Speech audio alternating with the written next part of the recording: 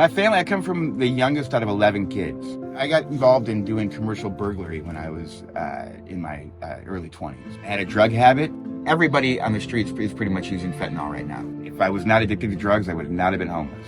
That's what the only option was left for me, was pretty much the streets. And he was at the Magnolia Triangle in a tent with his dog and a bunch of debris around. He didn't preach to me or anything. He just gave me his card. And I definitely want to let him know that I'm wanting to talk about the treatment option. We Heart Seattle was the first one to even mention the word treatment. I remembered that. Yeah, he simply called me and said, I'm ready to go. And I drove over to him. And I asked him, okay, how long would the process be?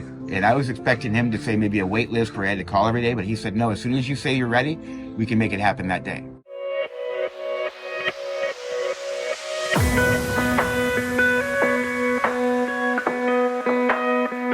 I was able to detox. It took me about 7 to 10 days to feel kind of normal again. And then once my head cleared up, I started going into groups and started looking at what, caused the addiction. And everybody else is focused on getting somebody housed.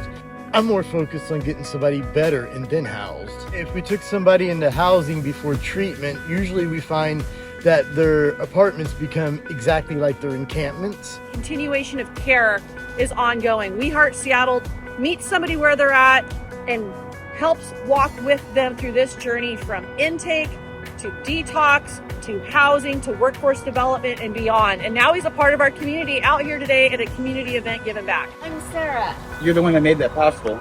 We're so happy that Stephen was able to access a first of its kind fund of money that Sarah Nelson made available to access Lakeside Milam that's typically only accepted through private insurance. I was ready to go into treatment probably when I first got on the streets, but there was no resources.